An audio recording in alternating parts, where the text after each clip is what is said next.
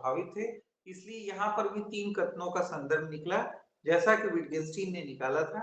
एक 3 कथन थे, एक तो पुनर्कथन जो ऑलवेज ट्रू होते हैं, व्याघात जो ऑलवेज असत्य होते हैं, और तीसरा कहा कि बोधयुक्त प्रतिज्ञप्ति, जिनके संदर्भ में उन्होंने अर्थ का चित्रण सिद्धांत पिक्टोरियल थ्योरी ऑफ मीनिंग प्रस्तुत किया था। इसी प्रकार कार्नेप भी इसी निष्कर्ष पर पहुंचते हैं कि 3 प्रकार के कथन होते हैं, एक तो व्याघात और जिसको हम लोग कॉन्ट्राडिक्टरी कहते हैं, एक पुनरुक्ति जिसको टोटोलॉजी कहते हैं, और तीसरा जो है उन्होंने कहा कि ऐसे अर्थपूर्ण कथन जो जिनकी सत्यता या असत्यता की अनुभव परीक्षा जो है स्वानुभव मूलक प्रोटोकॉल स्टेटमेंट्स के माध्यम से हो सकती है।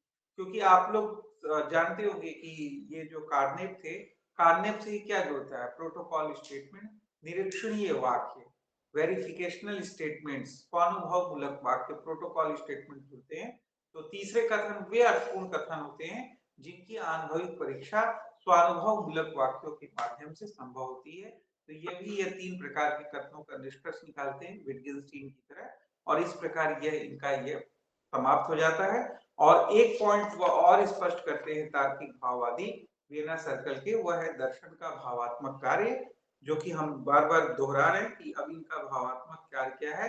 लिंग्विस्टिक है, भाषीय विश्लेषण है।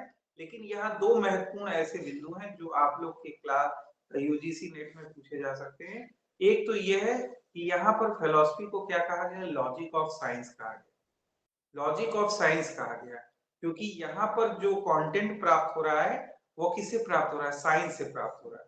जो हाइपोथेसिस जिसका हमको भाषीय विश्लेषण करना है, वह भाषीय विश्लेषण के लिए जो हाइपोथेसिस प्राप्त हो रही है, जो कथन प्राप्त हो रहे हैं, वह हमको कहाँ से मिल रहे हैं? वह साइंस से मिल रहे हैं, साइंस उसको प्रोवाइड कर रहा है। इसलिए यहाँ पर फिलॉसफी दर्शन को तार्किक भाववादियों ने लॉजिक ऑफ साइंस कहा। यह आप लोग ध्यान दीजिएगा कि इसको क्या कहा गया है तार्किक भाववादियों द्वारा? फिलॉसफी को लॉजिक ऑफ साइंस कहा गया है।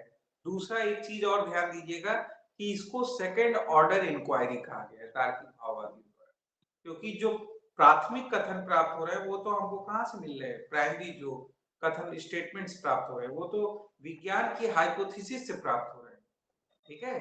बाद में उसका एनालिसिस किया जा रहा है। इसलिए हम लोग यहाँ पर दर्शन को क्या माना गया है लिंग्विस्टिक फिलोसफर्स के द्वारा? सेकंड ऑर्डर इंक्वायरी के रूप में माना गया है। हिंदी में इसको कहते हैं द्वितीय स्तरीय अन्वेषण। ठीक है, तो ये 2 बिंदुओं को आप लोग याद रखिएगा। अब कल के क्लास में हम लोग क्या करेंगे? एजे एयर को पढ़ लेंगे। तो कल आप लोग का ये तार्किक भाववाद समाप्त हो जाएगा, और फिर इसके बाद हम लोग मूर को पढ़ के और फिर देखते हैं अस्तित्ववाद को। अगर पढ़े हम लोग कुछ और पढ़ के फिर अस्तित्ववाद को